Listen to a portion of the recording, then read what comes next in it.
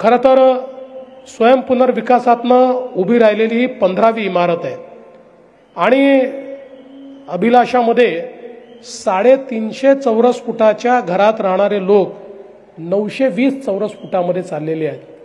मला याचा आनंद का आहे, कारण गेल्या 25-30 वर्षात मुंबईतला मराठी माणूस आणि मुंबईतला मध्यमवर्गीय याला त्याच्या जीवनामध्ये ईज ऑफ लिव्हिंग हे येणं तर सोडाच, पण त्याला सातत्याने मुंबईच्या बाहेर जाण्याची वेळ आली आणि आपण जर मुंबई शहराचा इलाका बघितला तर हा शहरातला माणूस मोठ्या प्रमाणात कुठेतरी बाहेर गेलेला आपल्याला पाहायला मिळतो।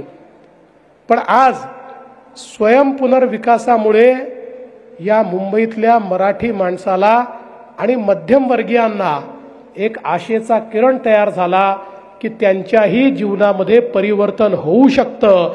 आणि सगळ्यात महत्त्वाचं जर काही असेल तर आत्मनिर्भरता। या ठिकाणी जो कॉन्फिडन्स आहे आमच्याकरता आम्ही करतोय, बिल्डरचे पायऱ्या झिजवणार नाही, आम्ही स्वतः आमचं प्लॅनिंग करू, आम्ही स्वतः त्याचं बांधकाम करू आणि आमच्या स्वतःच्या भरोशावर आम्ही आमच्या जीवनाची उन्नती करू। हे जे काही आज आपल्याला पाहायला मिळतंय एक प्रकारे स्वयंपुनर्विकासाला आत्मनिर्भर हाऊसिंग जर आपण म्हटलं तर ते खोटं होणार नाही। मला हे सांगितलं पाहिजे की हा प्रवास 2018 साली सुरू झाला। पहिल्यांदा प्रवीण भाऊ माझ्याकडे आले आणि प्रवीण भाऊंनी सांगितलं की साहेब, आपण जर मुंबईत बघितलं तर बिल्डर लोक या सहकारी हाऊसिंग सोसायट्यांना फार त्रास देतात, वर्षानुवर्ष कामं घेतात, कामं पूर्ण करत नाहीत, लोकांना त्रास होतो आणि सगळ्यात महत्त्वाचं की त्यांना विधभर देतात, अगदी छोटंसं काहीतरी देतात, 50 स्क्वेअर फूट 100 स्क्वेअर फूट जास्तीचं देतात आणि मोठ्या प्रमाणात त्याच्यामध्ये पैसा कमवतात।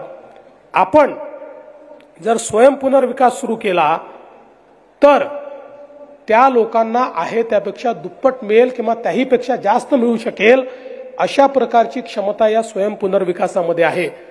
आणि म्हणून पहिल्यांदा 2018 साली आम्ही स्वयंपुनर्विकासचा हा GR काढला आणि वेगवेगळ्या प्रकारे कसं याला पूर्ण करता येईल हा प्रयत्न आपण सुरू केला। दुर्दैवाने आपल्याला माहिती आहे 2019 नंतर काही काळ राज्यामध्ये आपलं सरकार नव्हतं, त्या काळामध्ये एक ब्रेक या स्वयंपुनर्विकासाला लागला होता।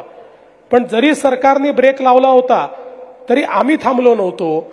आम्ही त्या ठिकाणी प्रवीण दरेकरांच्या नेतृत्वामध्ये आपली मुंबई जिल्हा मध्यवर्ती बँक असेल, राज्य बँक असेल, यांच्या माध्यमातून जेवढ्या योजना करता येतील त्यातल्या ज्या अडचणी आहेत त्या अडचणी कशा दूर करता येतील याचा प्रयत्न आम्ही सुरूच ठेवला।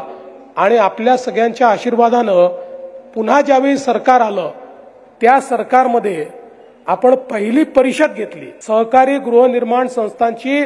मला असं वाटतं की मुंबईच्या इतिहासातली सगळ्यात मोठी परिषद ही आपण त्या ठिकाणी घेतली आणि या परिषदेमध्ये एकूण 18 मागण्या माझ्यासमोर ठेवण्यात आल्या होत्या, त्यातल्या 16 मागण्या मान्य करून आपण त्याचा GR काढला आणि त्यातनं स्वयंपुनर्विकासाला एक मोठी चालना या ठिकाणी मिळालेली आपण बघितली।